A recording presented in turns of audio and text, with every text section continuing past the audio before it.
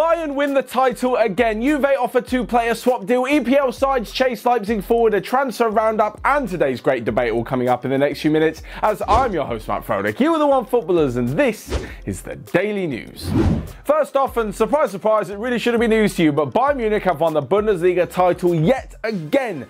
It is number 8 in a row for the German champions. And well, they sealed it with a rather uninspiring 1-0 victory over Werder Bremen. That not only plunged the hosts further into relegation trouble, but Lewandowski's goal sealed another title victory. In fact, it was Robert Lewandowski's 31st goal of the Bundesliga campaign. That is not only his personal best, but is also tied best with the highest scoring foreigner in a single season. That with Pierre-Emerick Aubameyang with Dortmund quite a few years ago. The only sour side to the evening, well, along with the fact that there were no fans there to celebrate with, was that Alphonso Davies was shown a red card after 2 yellow cards. That means that, well, nothing really changed much after the restart. I said it before, like when all the teams came back, things just went on as normal. Bayern, in fact, are now on 11 straight victories in the Bundesliga, obviously the last few since the restart, and then quite a few before football was paused as well. It now means that with that victory over Dortmund a few weeks ago as well, they're currently 10 points ahead of Dortmund. I think about 14 points ahead of Leipzig, and the Bundesliga, despite showing some promise, has yet again proved to turn out the same winners and the same teams, and has sort of faltered towards the end of the campaign. Personally, I've no doubt that Dortmund and Leipzig will come back and probably challenge even stronger next season, but they just can't seem to do what Bayern can, which is get over the line, win the big games, and have the winning mentality to so consistently put in the top performances. If you've seen Bayern's squad, you've seen the young players they've got. The problem for the rest of the Bundesliga is they're only going to get better. Talking briefly of relegation though, last night's results did also see Paderborn officially relegated from the Bundesliga to the German second division. And elsewhere in European football, Barcelona extended their lead at the top of La Liga with a 2-0 victory. Not only did Wonder Kid and potential Golden Boy winner Ansu Fati get on the score sheet, but so did Lionel Messi from the penalty spot. Now, this was his 699th career goal, meaning he has just one off the magical 700 mark. But I've got to hold my hands up and say, Lionel Messi, you dived. It was an absolute dive for the penalty. Now, I know those of you are going to say, oh, Matt, he was being fouled before, he was being rugby tackled. It was like watching wrestling. Yeah, it was.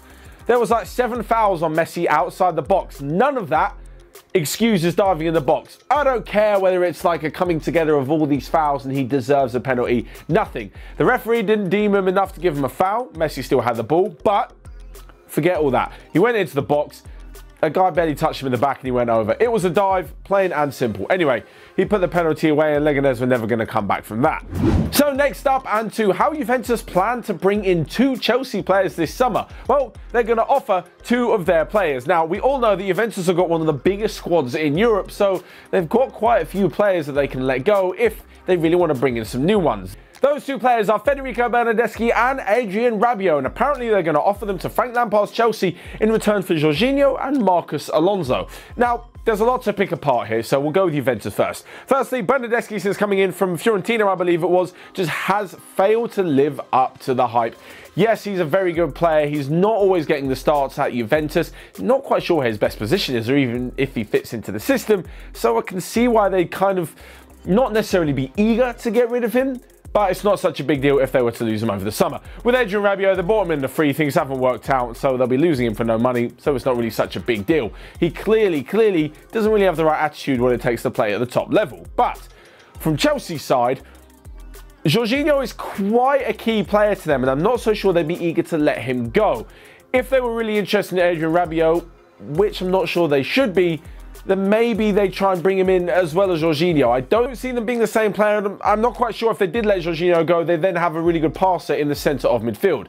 Like, Kovacic is a brilliant ball carrier, so is Kante, and he's a good defensive player, but I'm not so sure it's a like-for-like substitution. On top of this, I think Bernardeschi would actually do quite a good job at Chelsea, although he'd have a really difficult time, like he does at Juve, into getting into the starting lineup because there are so many other options. Moving the other way, though, Jorginho's probably suited to Serie A a little bit more to the Premier League, so I can see why that would work. Sarri, the Juventus manager, is obviously a big fan of him. But Marcos Alonso, I don't really get it. Like, they've got Alexandro at left back. There's a few other left backs talking about Juventus. There's plenty of other options in Europe, which a side like Juventus, one of the biggest teams in Europe, can definitely sign. And there's only a handful of left backs who wouldn't leave their club because they're at a top club who wouldn't leave. Like, I'm trying to struggle to see why Juventus would be so interested in Marcos Alonso ahead of anyone else. Like, getting into his early 30s, not even, look, he's not even good enough for Chelsea because they want to get rid of him. So why would he be good enough for Juve? Anyway, that's not for me to decide. That's obviously up to Maurizio Sarri and the Juventus board. But moving on, and to apparently a few Premier League sides who are interested in a Leipzig forward, and no, it is not Timo Werner. That deal to Chelsea still looks to be on. Rather, it's Patrick Schick. In fact, I should say he's a Roma forward because he's on loan at Leipzig. Apparently, the Italian side want around £23 million for him this summer, something that Leipzig just aren't willing to pay.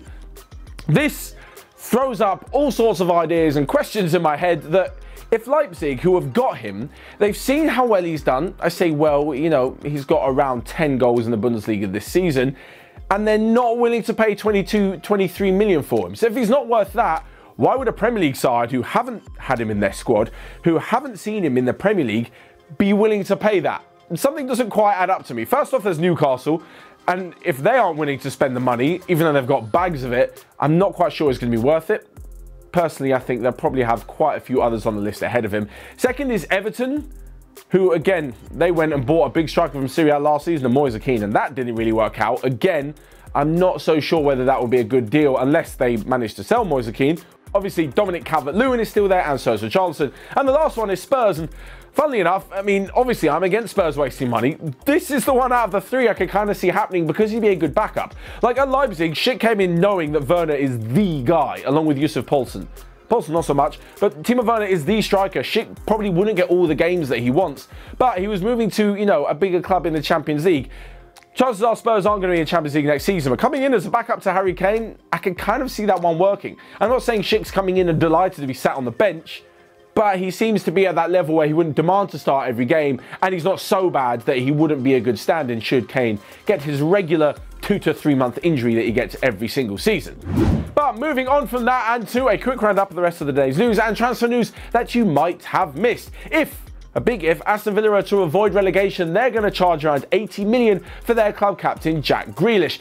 Tonight sees the final of the Coppa Italia between Juventus and Napoli, and if it wasn't already bizarre from the fact there'll be no fans there for the final, it even gets weirder because they're going to have to self-present themselves with the trophy. There's going to be no one coming onto the pitch or in the stands to give them the trophy and the medals, so the team are going to collect it themselves. It sounds really normal when I say it out loud, but given how it normally goes in football, that is kind of weird.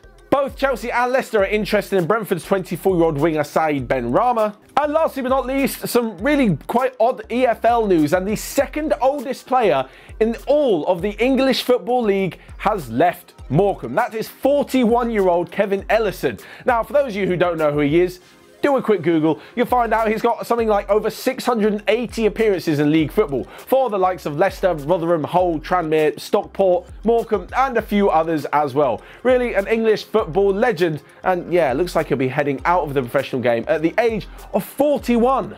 The second oldest in League Two. Unbelievable.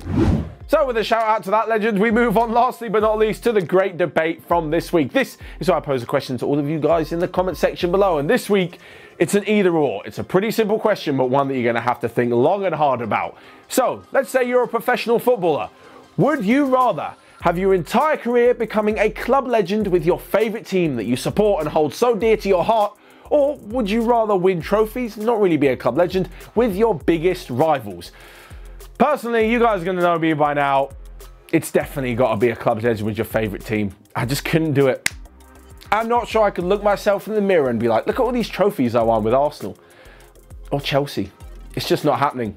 It's just not happening. Anyway, that's me. You guys let me know your thoughts in the comment section below on the answer to the greatest debate. So whilst you're letting me know your thoughts in the comment section on that, you can also tell me your thoughts on the rest of today's daily news. Some rather interesting transfer news in there.